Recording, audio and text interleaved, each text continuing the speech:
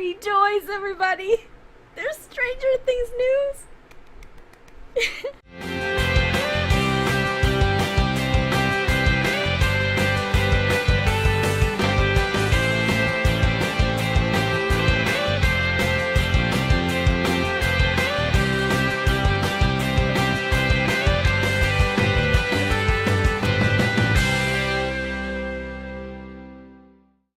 Hi guys, Carla here, and this week has been very good to me because I have been missing my show for the longest time, and you guys know, if you've watched my earlier videos, that I'm basically contractually obligated to talk about Stranger Things at least once a month because it's my favorite show of all time and I just love it so much.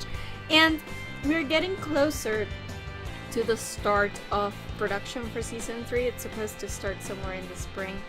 And because of that, I start getting antsy because we haven't really heard much of anything about it. Last we heard was from the kids during like one of the awards that took place earlier in the year, and they didn't actually know much of anything that was going to happen to their characters in the season, so they didn't really have that much to say. That said, award season is always good to us fans because not only do we get the kids on the red carpet, which is amazing, and not only do we get to see some of our idols win big awards like David Harbour this year, for example. Yay, David! I love him so much. Did you see him dancing with penguins? If you haven't seen him dancing with penguins, what are you doing with your life? I'm just saying. Anyway, living vicariously through celebrities is what we do here, I guess.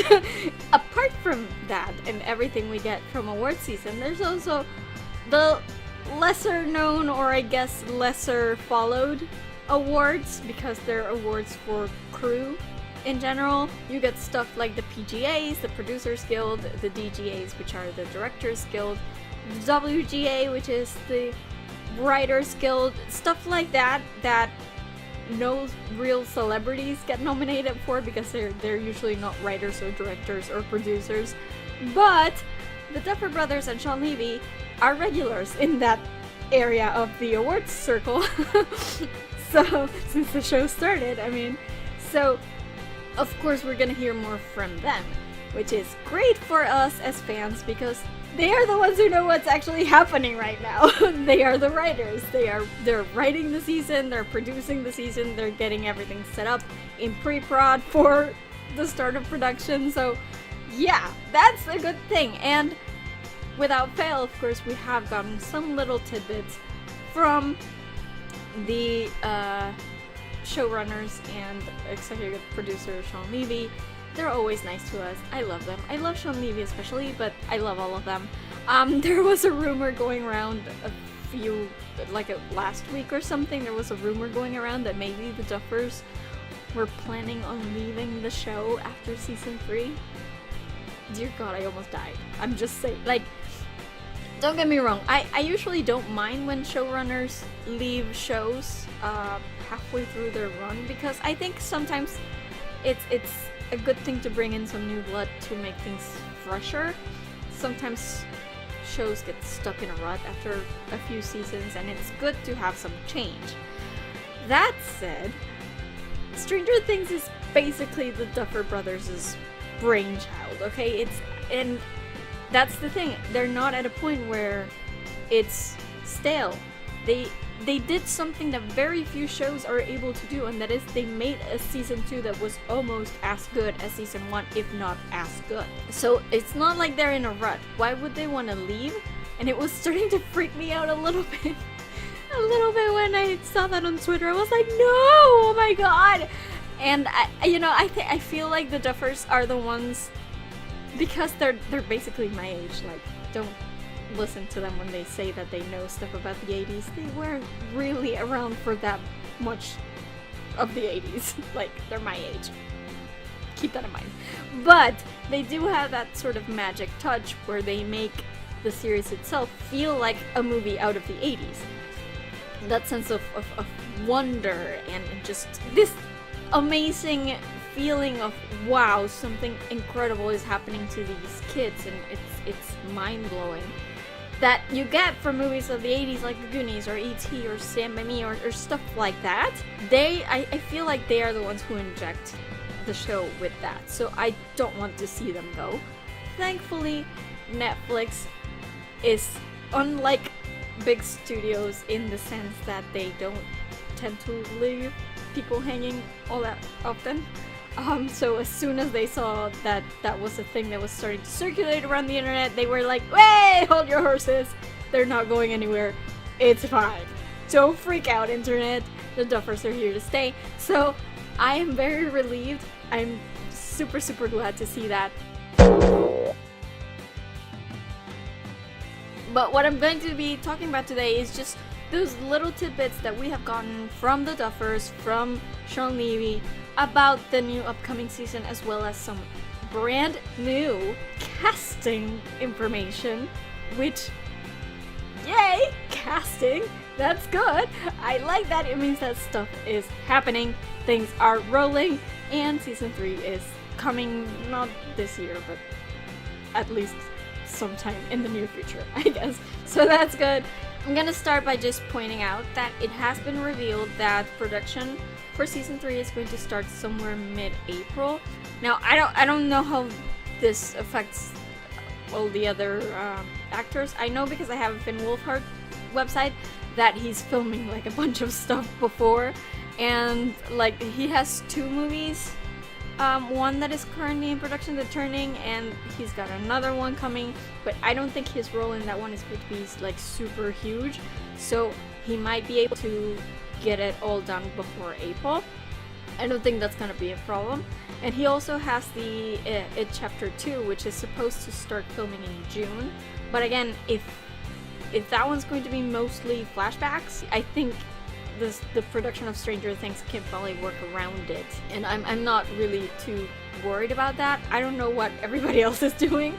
I know at least Harbor is already done with Hellboy, so that's good. I don't know what anybody else is thinking about at this point, but I'll be very glad to see the entire cast come back. I know that Natalia Dyer's already gone back to dark hair, so that's good. That was the first sign I saw that, oh my god, it's totally they're going back to filming, because I'm like, okay, she's going back to her Nancy hair color. That's good.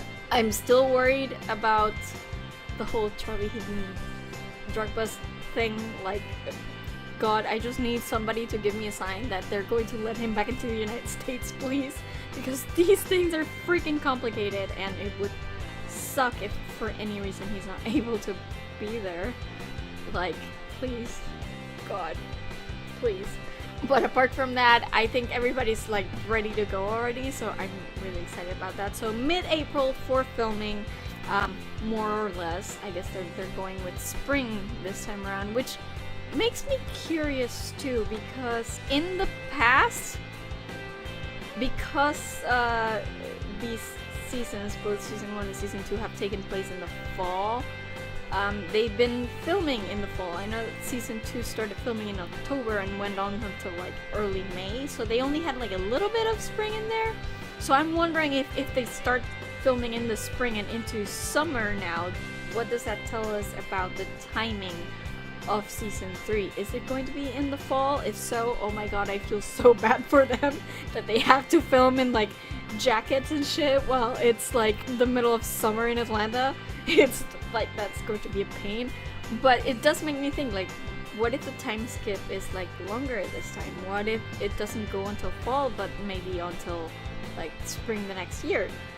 It would kind of suck, because I want that season to take place in 1995. So if they move it forward to spring, that would be 1986, and I would be pissed. But I'm really wondering what that says. It could just be availability too, like they don't want it. They're not going to wait until fall, until actual fall, to film season 3, because they want to release this thing sometime soonish. So, you know, if they film in fall, the season might not be able to come out until like late 2019, which I don't think is in the plans. They want to get it out as soon as possible. So I don't know, maybe it will be fall and the poor cast will just have to deal with wearing thick jackets in the middle of summer, and that's gonna be terrible. I feel for them, but it does make me wonder. So yeah, they're aiming for a 2019 premiere date, I guess. That's what I believe Shawn Levy and David Harbour have talked about that, because, you know, like I said, production for season 2 went on for what, like almost 7-8 months? It was a freaking long shoot, I'm just saying. So if they go for like 7 months or 6 months this year, it's a pretty sure thing that we're not going to see it until 2019. So we have to, as fans, be mentally prepared for the hiatus, I guess, and it's going to suck. But I would rather they do it right and get the season out right. So I'll wait. You know, it's my show. I'll wait. Besides, I have fanfiction to keep me company, so whatever. They did confirm, I think this was via TV line, that the 3rd season is going to be 8 episodes. So season 1 was 8, season 2 was 9, mainly because episode 7 was kind of an extra thing that took sort of a detour to explain Eleven's road trip to Chicago to meet Kali and stuff. So people are saying, well, since that was extra, now they get to go back to like 8 episodes, and that's like the sweet spot. I kind of hate reading about that, because everybody's like, yeah, episode 7 was the most divisive episode of the season, and a lot of people didn't like it, so it's good that this time around they're not doing something like that.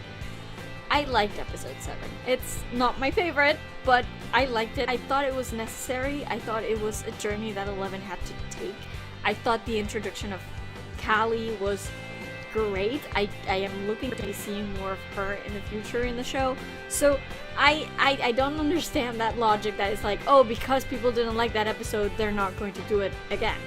I don't think that's what the Duffers are thinking of. I just think they have an arc, they have a storyline for the season, and they're splitting it up into 8 episodes, and that's how it works. You know, that's how it worked out. In season 2, you needed 9. So I'll take it. Again, season 1 was just perfect, and it had 8 episodes. So I'm very much a proponent of keep your seasons short. Don't just stretch them out because you think you have to stretch them out.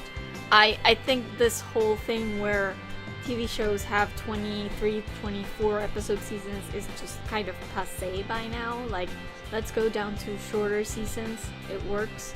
It's good. You can keep it tight and the story focused. So I'm okay with it having 8 episodes. I will binge watch them all in one day and probably keep thinking about it for the rest of the year, as I'm doing right now with season 2. So, you know, it's good. I'm okay with that, and I hope that means that the storyline this season is going to be really, really tight. I trust the Duffers. I trust them. So, yeah. Something else that Shawn Levy said recently is that Will not be at the center of things like he has been in the past 2 seasons. I mean, the thing about Will is that first he got kidnapped, and then he got possessed. And it's like, oh my god, can you just leave the poor child alone? Let him have 1 year when he's not, like, in mortal danger, okay? And clearly they are thinking the same way we are thinking, so they're going to let Will have a bit of a breather. I hope that doesn't mean that he's, like, completely not involved. Shawn Levy said that he'll still be dealing with stuff, but he won't be at the center of everything. It won't be like him that they're chasing or him that they're trying to save. So I think that's good. Poor Will deserves nothing but love, honestly, after everything he's been through. Let the poor child live. So I'm good with that. I'm looking forward to seeing what his plotline is going to be. Like, I really hope he doesn't just, like, fall by the wayside, like, sort of like Jonathan did, or like Mike did at the beginning of season 2. But we'll see. I'm looking forward to it. I just want Will to be happy, guys. Like, that's all I want. They also said that chances are high that Kali comes back. I know that they asked Linnea Berthelsen, who plays Kali, if she knew anything about it, if she was ready to come back, and she's like, I don't really know if I will be back, but, you know, I'm up to it. But then the Duffer said there's a really high chance. I don't know what that means, but they said basically that it would be really weird for them not to sort of bring that storyline full circle, because last time we saw Callie, she was just like there, like 11 left her and we never heard from her again. So I think the Duffers are probably interested in bringing her back, especially if we're going to be dealing with the other numbers, which this is speculation. They haven't said anything about this. I don't know anything about this, but I think and hope that they will be dealing with the other numbers at some point, starting with season 3. Even if it's not like the main plotline, even if it's just starting something for maybe season 4, I want them to touch upon it. And I definitely think if they do, that Callie has to be involved somehow. So I really hope that they can find a way to bring her back, because it would make sense. That's the thing, it would just make sense. Shawn Levy also said, and by the way, have I mentioned that I love Shawn Levy? I love Shawn Levy. He's the actual best. He tells us just enough to keep us like hanging, but he doesn't like spoil everything for us. So Shawn Levy, for the like 47th time, I love you. You're the best. Shawn Levy said that Brenner's definitely out there, which, you know, I hate Brenner. I don't like him at all. I wish I didn't have to see him come back. But I understand that the way they left things in season 1, and especially with the way they left things in season 2, that it's, yeah, he's out there. He's out there and he has to come back. And I really do believe that he has to be dealt with in this season, because if they don't bring him back this season, it might be like a bit too late in season 4. But be like, oh yeah, that's right, that old plotline that they left hanging for 3 seasons and never came back to until like way down the road. So I think it's better to deal with him now, like get him out of the way before the like hints and stuff just start getting too contrived. Stop talking about Brenner, stop hinting at Brenner, just show us Brenner, you know, have him involved. I am very much looking forward to that. Speaking of Brenner though, there was the tweet from actress Amy Brenneman a while ago. I think it was last year. She tweeted a photo of her and Matthew Modine, where they were hugging, and it was a selfie, and she was in the caption for the tweet, she basically said, hey, I had the pleasure of working with Martin as his wife for I don't know which movie it was. It was a movie that I never saw, but they worked on a movie together a while back and she played his wife. And then she was like, and I'm thrilled to be doing it again. My kids think I'm really cool now because of Stranger Things. And everybody just kind of went insane. Everybody's sort of assuming now that she's going to play his wife in Stranger Things. Now, I don't know what Matthew Modine has been doing since starring in season 2. I assume he has a lot of other projects that I haven't really heard about. But that's the thing. Like, I don't know if that tweet, we can take it straight away to mean that she's playing his wife in Stranger Things. She might be playing his wife in other things. In something else, in a theater play or something. I don't know. I don't know. I don't follow his career enough to know what he's doing on the daily, you know? And this was in November, like back when the season wasn't even written yet. So how I know people are assuming a lot of stuff. I don't think it's a certainty in any way. Would I be glad to see Brenner's wife? Sure, I guess. It's like, I don't want to assume anything and then be wrong, so just take that with a grain of salt. She might be playing Brenner's wife, she might not. It's just one of those things that the internet just goes insane for, and then it turns out to be nothing. So let's keep that in mind. The Duffers also said regarding the plot, because I remember a lot in the lead up to season 2 that they were all like, oh yeah, season 2 is bigger, guys. It's bigger than Hawkins, and it was. To be fair, it was. The Mind Flayer was just kind of this huge, all-encompassing creature that sort of governed the Upside Down, and we got to see stuff outside of Hawkins, in Philly, in Chicago, of course. So I remember a lot of hype saying that season 2 was going to be bigger. They asked the Duffers again. So is season 3 going to be even bigger now? And they were like, no, not necessarily. They say it's not bigger in scale. Like, we might not see like this whole like huge thing that's trying to take over the world sort of thing. But they are giving, I'm gonna quote here, they're giving these characters an interesting journey to go on. Which, I don't know about you guys, but it makes me really excited, because as much as I love the sci-fi aspects of Stranger Things, I think for me, what really draws me to this show is the characters, which is what drew me to every movie that I love from the 80s. It's not just the plot, it's the characters and how the plot makes them feel and how the plot makes them relate to you.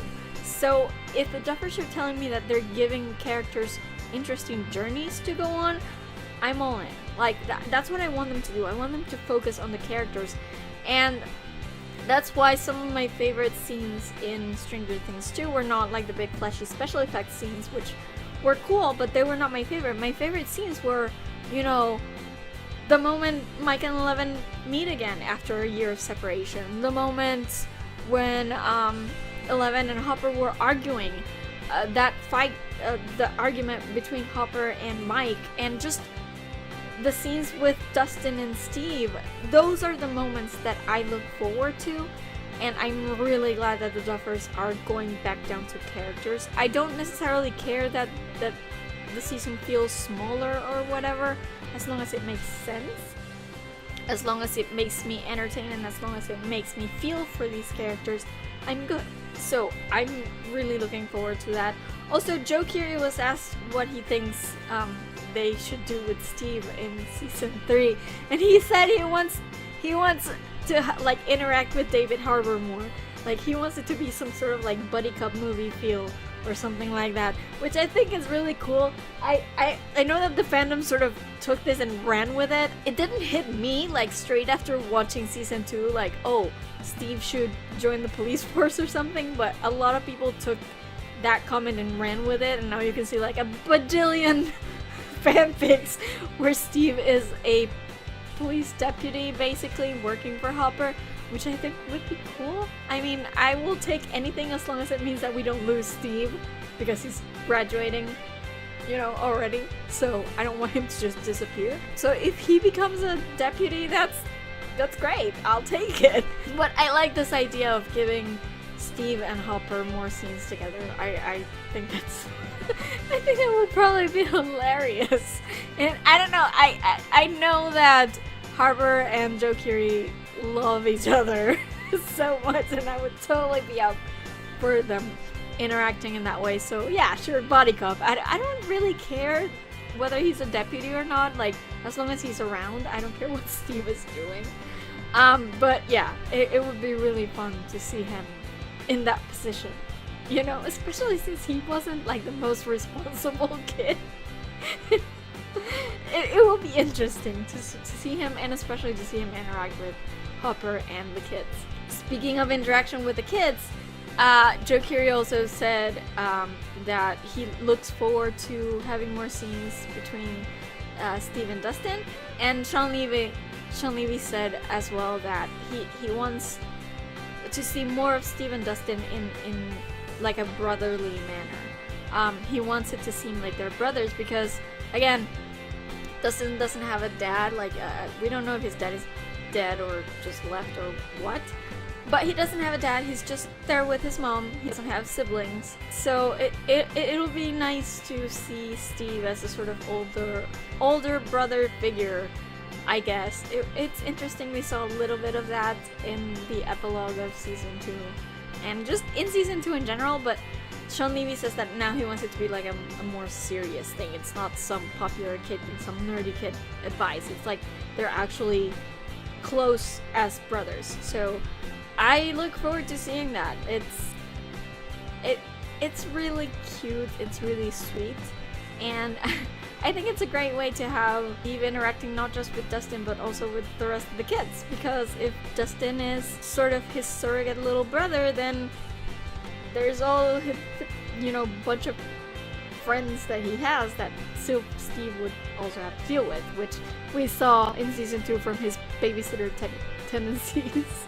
You know, Mom Steve and this whole thing. That's a meme right now, but we get to see more of that, so yay! Another thing Shawn Levy talked about, which I thought was interesting, was Max and Lucas, because we saw them get together in season 2-ish. I guess they never like DTR'd. They never defined their relationship, so you kind of just assume that they're dating. But it's interesting because I said this in my review of season 2, I didn't necessarily ship them. I think they were cute. I understood why the show went there, because it made sense. If they were trying to make like a love triangle with Dustin, it made sense why she would choose Lucas. And I think Lucas was super cool to her. I really like the moments they had together. I don't necessarily ship them, just out of a chemistry thing. Like I think she had better chemistry with Dustin, and at the same time, I really wish she hadn't chosen anyone. I don't know, I don't think she needs a boyfriend, I guess.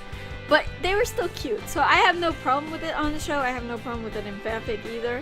But Shawn Levy says, and I wholeheartedly agree with this, by the way. Sure, they were a thing in season 2, but when you're that age, like 13, 14, just hitting high school, how long do relationships really last? Really not long at all. It's like you go a month and it's like a milestone.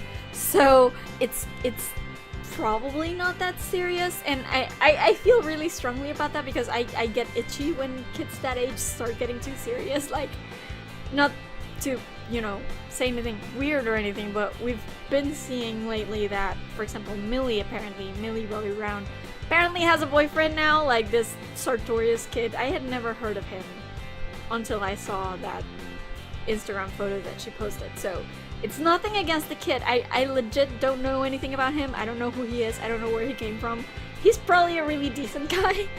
But, you know, hearing a 13-year-old tell her boyfriend or potential boyfriend or whatever they are that she loves him, it makes me start breaking into hives. I'm like, child, what are you doing? You're 13. So it's like dude, I'm almost 33, and I like, it takes, I don't use those words lightly at all, in any way. And I'm 33, like, I know myself better than you know yourself, probably. I have more life experience or whatever. And it makes me itchy, it makes me antsy, and makes me anxious. So when it happens on the show, or anything really, in books, in anything, like, young adult series have this thing where, like, everybody who's 16 is already in love. And I'm like, no! Do you even know what love is? So even at 16 it would bother me, but but it's cute. Like, I get it, it's cute. I've said this time and time again, puppy love is cute, so I get it. But it's, again, it's puppy love, right? It's not something that really happens all the time. Like, usually when you're at that age, you flirt with a guy, you have a crush, you maybe go on a few dates, and then after that it just kind of gets boring and the relationship ends, I guess. And that you can say, like, badge of honor, this was my first relationship or whatever. But it's really something that's kids do, but it's not very serious. So in that sense, I saw the Lucas and Max thing as something like that. It's like, oh, they like each other, it's cute, they're gonna kiss, they're gonna hang out, they're gonna, like, I don't know, just be together for a little while, and then eventually it fizzles out. You know, that's what happens with relationships at that age. Now, before you throw Mike and 11 at my face, they are a very rare exception to my rule. Because even in fiction, it makes me antsy when relationships start too young. But every once in a while, there's one that is just, like, so pure that you can't deny it, in a sense. It's like, think of I don't know if many of you know this couple. I assume you do because there was a sequel series recently. But ever heard of Cory and Topanga from Boy Meets World? Like, they're the epitome of the couple that gets together at 12 and then just lasts forever. That's basically what they are. It's impossible to deny that their relationship is more than just your average relationship between 12-year-olds. You know what I mean? So every once in a while there's an exception. There's not many exceptions that I can think of that I would ship at that age. Like, for example, I think it's less than a handful, honestly. It's Corey and Topanga and Mike and Eleven. Basically, for me, like, those are the only two relationships, and I just think it's because they have a bond, a connection that isn't your normal average connection between 13-year-olds. So yeah, I of course I ship Mike and Eleven. I love them. They're my favorite couple in the show. They're one of my favorite couples of all time. I think they are adorable and they love each other and they should be together forever. But that's the thing. There's only one Mike and Eleven. You can't have two couples like that in a show before it starts becoming unrealistic. So in that sense, when I saw Lucas and Max, I was like, oh, cool. It's a crush. It's a sort of playground romance, but it's not what Mike and Eleven have. So in that sense, I'm happy that Shawn Levy has thought about it as well, and that the writers have thought about it as well, because I really do think it would be a little bit unrealistic. And actually, I don't know why, but since season 2, I have it in my head that Lucas and Max would probably be one of those couples that like keep breaking up about stupid stuff and then get it back together. And eventually, you know, they just don't get back together again. But I think it would be really interesting if after like a time skip of a year, now they're all like bickering all the time, or, you know, disagreeing all the time, and their sort of arc is to go back to being friends, because they were never really friends. They only knew each other for a few days before they started like making out, I guess. So, you know, I think that would be interesting. I don't think they're gonna last forever. I wouldn't mind if they do, but like I feel it would be unrealistic because you already have Mike and Eleven, and the comparison will always be there. And I'm glad that Shawn Levy is thinking about this. I feel sorry for the people who ship Lucas and Max, because I know there's a lot of people out there who genuinely like the ship that much, who are writing fanfiction and making videos, and it's great. As somebody who's had tons and tons of ships sunk by canon, I feel you. But yeah, I think it would be more realistic to take that approach, and I really like that Shawn Levy and the Duffers are thinking about that sort of thing. Also, the Duffers have mentioned that there will be more Erica in season 3, which is great. Erica was absolutely a standout in season 2. I love that girl. She's my freaking hero. She's amazing. She really needs to come back. I hope that they bring her back for sure. And then we get to this point where, of course, everybody's wondering, is somebody gonna die in season 3? And the Duffers pretty much have said that, sure, you can probably expect a major death. They just didn't know yet at the moment when they were asked who it would be. And now I'm trying to take this with a grain of salt, because people have died in season 1 and 2. Barb is dead. Bob is dead. Bob was a pretty big deal as far as writing is concerned when it came to his death, because he was actually one of the major characters for the season. But of course, he was introduced in that season, so it's not like... I feel like this show is very good to us fans in the sense that they won't take a character that we already know and love and kill them. Because Bob, he was introduced to us in that season and then he died in that same season. So in a sense, it's like, oh, you're this sacrificial lamb so that Hopper doesn't have to die, or Joyce doesn't have to die, or Eleven doesn't have to die.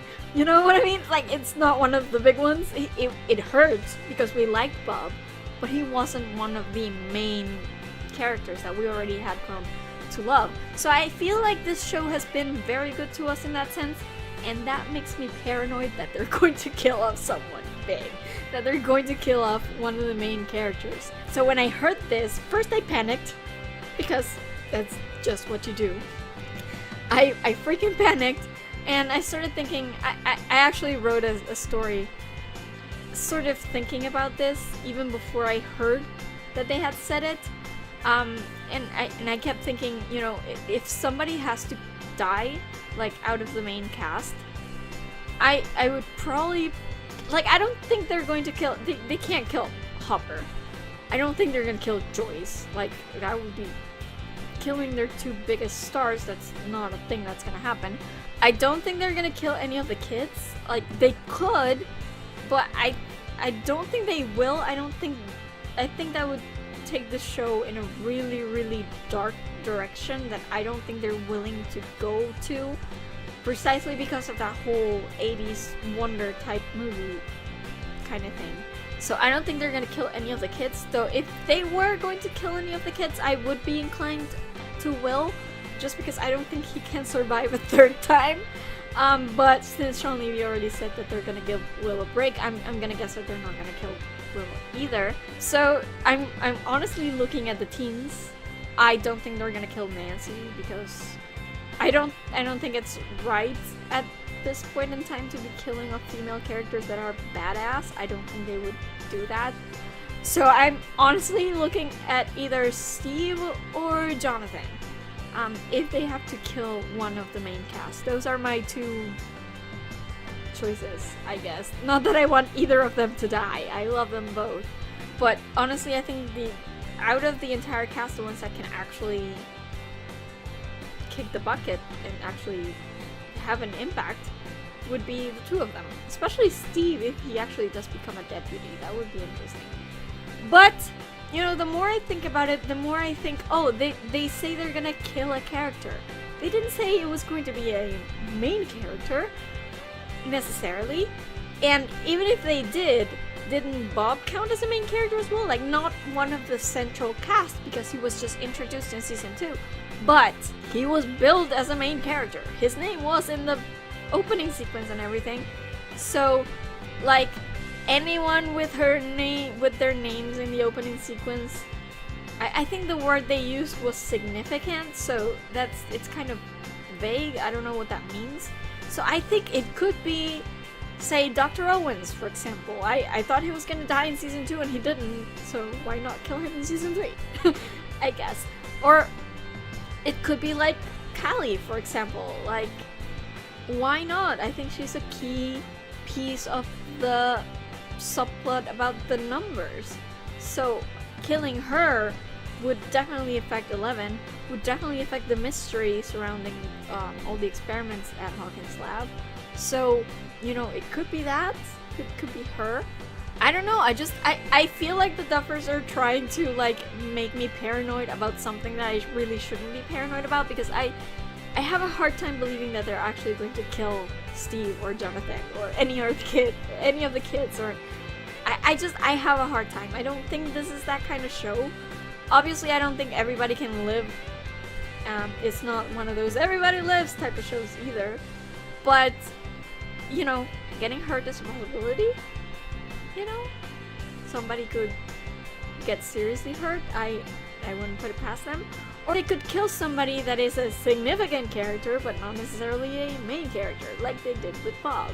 So I don't know. I have calmed down after seeing that, hearing them say that. So, you know, again, if they do have to kill an actual main character, my money's on either Steve or Jonathan. But I don't think they will. That's the thing. Like, I think they're trying to trick us. That's all. One last thing that Shawn Levy said very recently is that Stranger Things is not going to become a franchise. Like, I know that Netflix would love to have as much Stranger Things as they could possibly get, but the Duffers have said before that they plan on coming full circle with this series. They're going to finish at some point. They have an ending in mind, so they're gonna do either 4 or 5 seasons and then it will end. And Shawn Levy was asked about this, and he said, "Yeah, it's not going to be not going to go into a franchise kind of thing. There won't be any prequels. There won't be any sequels. There won't be any spin-offs. It will just be Stranger Things, and it began in season 1 and it will end in season 4 and 5, and that's it. There will be an ending." And I think that's fabulous, because as much as I want to have as much Stranger Things as I can get, because I love the show, I think Hollywood recently has the problem that they don't know when to end things. So they stretch TV shows and they stretch even movie franchises for so long past their real expiration date that it just starts sort of losing quality. And I do not want Stranger Things to do that. I want Stranger Things to keep going strong and finish strong. Just, this is our endpoint. We're not going beyond that. That's it. They want it to be a satisfying ending for people. For us fans. They don't need to stretch it out any further than it's strictly necessary. So I'm good with that. Thanks for confirming that, Shawn Levy. Like, just be done with Stranger Things when it's done, and then move on to give us even more awesome content in some other universe that you come up with, because I'm sure the Duffer Brothers, like, Netflix will not let them go. I'm sure of that. And Shawn Levy, I think he signed a first look deal with Netflix to begin with, so like, I'm hyped for them.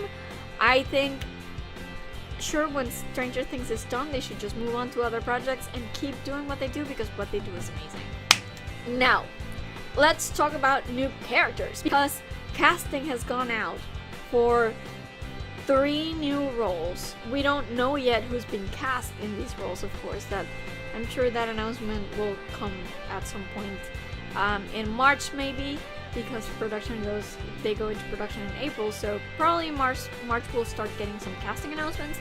But we had this casting call sheet for 3 new characters, which I find very interesting. I'm just gonna read each of them and comment.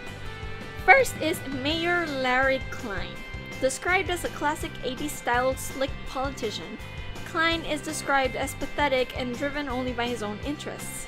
The studio is looking for a male, 40s-60s, to fill the role. I find this very interesting because a month or so ago, I was writing a fanfic. In case you don't know, I write fanfiction. I've written a ton of Stranger Things fanfiction, like 20 fics since October or something. Like, I'm really on a roll when it comes to Stranger Things fanfic. And a month or so ago, I was writing a story where I had to mention something about a certain couple getting married. It had to be like a quick, courthouse wedding. And I thought, hey, maybe the mayor of Hawkins should marry them. It would make sense to me because the mayor is kind of the direct, boss of one of the people involved in this wedding. I'm sure you can guess who it was. So even a month ago, I was actually thinking, we've never actually seen the mayor of Hawkins. I find that very interesting, especially given everything that's gone down in Hawkins. Like, in season 1, a bunch of people disappeared. We never heard from the mayor. In season 2, the whole thing with Barb and closing down the lab, and we never heard from the mayor. So I thought that was interesting, and I started thinking about, hey, who might the mayor be when I was writing this story? So I find it really cool. Like, I'm not saying they did this because of me, but they totally did this because of me. Like, I telepathically convinced them to do it. But like, I'm really curious about the mayor of Hawkins and what his position is in all of these things. And I honestly think, like, in the end I decided not to mention the mayor at all in the story because it really wasn't the point of the story. The story was about a whole different couple that wasn't the one getting married. So I decided not to include the mayor at all. I just mentioned they got married in a courthouse or whatever. But it's something that's stuck in my mind for a while, and I'm really glad to see that that the Duffers are actually going to include the mayor, because it seems like a pretty big omission to me that we haven't heard from the mayor before this. And of course, as I mentioned in a previous video, you need some sort of shadowy government conspiracy person or group now that the lab is closed. Like, if the lab is actually closed, who is going to be the human antagonist, in a sense? And I think the mayor is perfect, because the mayor's probably in a position that he knew what craziness was happening at the lab, and he didn't say anything. Does politics or power or, bribes or something. And I think it would be interesting to see how someone like Hopper, who's the chief of police, deals with that, given that if he's the chief of police, the mayor is probably his boss. You know, the one who gave him the job. So it would be interesting to see, and again, 80s style slick politician, pathetic, driven only by his own interests. It does sound like human antagonist to me, so I'm looking forward to seeing what they do with him. By the way, now that I'm mentioning Hopper being the chief of police, just public service announcement to the fandom, it's not the sheriff. Like, I've read so many fanfics that call him sheriff. He's not the sheriff. Sheriff is a publicly elected position. Can you imagine Hopper doing a political campaign? Can you? Because I can't. I'm sure he would never subject himself to that. So, a sheriff is elected, a chief of police is named, they're given the job, so Hopper is definitely the chief of police in Hawkins, so, you know, I understand making that mistake. I just wanted to make sure that everybody knew, so, you know, please take care when you mention that, because every time I read about Hopper being a sheriff, I'm just like, ugh, can you imagine him in a campaign? Like, actual public campaign, having to speak to other people. Cracks me up every time. So, yeah, just a little tangent there. The second character we got, and I'm, again, reading, is Bruce. And, oh, I should mention, these names might change. We knew from the casting calls for season 2 that some of the names actually changed. For example, Callie was named Ronan, and she was supposed to be a boy. You know, he was supposed to be a dude. And the name changed eventually. So, yeah, these may change as well. They might even switch genders or stuff, so you never know. This isn't final. But next one is Bruce. He's a morally compromised news reporter in his 50s. Bruce was described as outwardly sexist, overweight, and bedraggled. Here's the thing. You already had Murray, who was a reporter, who I wouldn't say morally compromised, but he was sort of disgraced. So I'm not entirely sure that having a second one is going to make, like, what the point of this is. I don't know. I don't know where they're going with this one, honestly. But, you know, I like the description that he's sexist and overweight and bedraggled, because hell yeah, we need to have some. I'm always up for some girl power moments in Stranger Things, and I think facing up against this sexist, overweight, and bedraggled dude is probably a good thing. I don't know where they're going with this. I don't know why they need another news reporter when they already have Murray, although, you know, Murray wasn't outwardly sexist, I guess. He was bedraggled. But I don't know where they're going with this one, so I guess we'll see.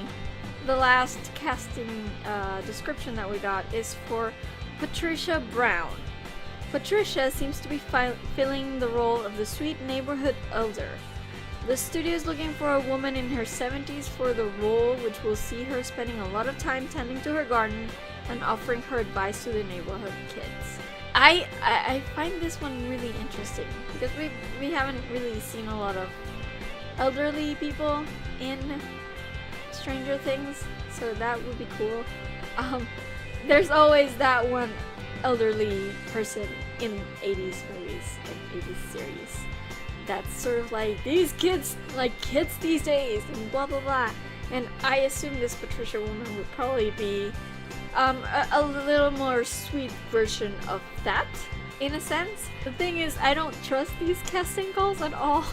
Like, I'm pretty sure, I mean, the mayor one might be straightforward, but the other two, I don't think they're described at all. You know, because when we got the casting calls for season 2, Callie, or Ronan, was a completely different character, and it changed a lot. And also, they don't actually tell you all the details of these characters' plot lines. So I'm honestly totally expecting this Patricia lady to actually be something that she doesn't seem to be. She's described as really sweet. I'm expecting her to be involved in the, you know, conspiracy somehow. Maybe she's number 1. Wouldn't that be cool? I guess not if she's 70, because, you know, if they started this program in the 60s, then yeah, no, maybe she's not number one, but I feel like she would be involved in the conspiracy somehow. Somehow. I don't know how, honestly. So, I don't know. I mean, I'm looking forward to seeing who they cast in this role. I think that would probably be more of a hint, I guess. But I don't think she will be anything like she's described in here. I mean, she might pretend that she is that way, but I think she's going to probably be some kind of wolf in sheep's clothing. What I do find interesting in this this casting call is that they're all adults. They're not like before they cast Dacre Montgomery and they cast Sadie Sink. This time around, we don't have any casting calls for kids or even teenagers. So I think that's interesting, and I actually think that's actually really good. Because I don't want more kids. I have these 6 babies that I love and adore, and I don't know what adding another person would do to their dynamics, because already season 1 and 2 were about adding new people to the party and the conflict that brought. So I don't want there to be more kids. I think the main cast has been fairly well established by now, so all of these people are probably like supporting characters, I guess. And I'm totally fine with that. I love my cast as it is. Even with additions like Dr. Owens, who, by the way, they don't know if Owens will be back. I guess they don't, and they probably won't tell us. I don't know. Like they did with Matthew Modine in season 2. Like, he never actually said it until the season premiered. But I think it's interesting that these are all adults, and actually, like, you know, past middle age, most of them. Like 40s, 60s, then 50s for Bruce, and then 70s for Patricia. So I find that very interesting. I assume that there are going to be supporting players in this thing. So hey, why don't they kill, you know, Bruce? He's a sexist pig. Maybe that's the main character that they're going to kill. Who knows? So yeah, I think it's a very interesting description, and it gives me a lot to think about, but it doesn't really reveal much of anything as to what the characters that I know and love are actually going to be doing during the season. So I guess we'll see. And that's pretty much what we have as far as season 3 infos. Of course, as we start getting more news about Stranger Things 3, when they start actually revealing who gets cast for any of these roles, and we start getting stuff from production, maybe. Of course, they're gonna keep it under wraps as they did last time, because they don't want any spoilers to get out. They're really serious about that. But we might get more tidbits, and if we do, I'm definitely going to come back and make videos for those, because Stranger Things is my favorite show. And like I said earlier, I'm basically contractually obligated by life to talk about Stranger Things. If you have any comments, if you have any ideas of speculation that I haven't actually thought about for any of these characters or any of these comments by the producers, be sure to tell me in a comment. And while you're there, if there are any topics that you'd like me to talk about in the future, maybe Stranger Things, maybe something else, be sure to drop it in a comment. Tell me if it's anything that I know, if it's anything that I have any knowledge of. I'll make sure to add it to my list of videos to make in the future. If you like this video, give me a thumbs up. If you like my stuff, please subscribe to my channel. I'm always happy to see people liking and viewing and sharing and commenting. It really does help me a lot, give me visibility, fellow YouTube visitors, so please go ahead and do that, share, it all helps. In the meantime, you can find me on social media. I am on Twitter and Instagram at girlsareweird with underscores between the words, and I am on Tumblr at girlsareweird with hyphens between the words. You can also find my Stranger Things fics in there in case you want to read them. They're basically all about Night 11 because I am obsessed. Thank you very much. You can find a Facebook page for this blog at facebook.com/FreakingNarnia, and as usual, be sure to visit my main website at FreakingNarnia.com. All my videos are up there in case you missed any and want to catch up. That's where you have to go. Also, if you are in need of proofreading for any kind of project, be sure to stop by FreakingNarnia.com/proofing, where I offer you my services in that regard.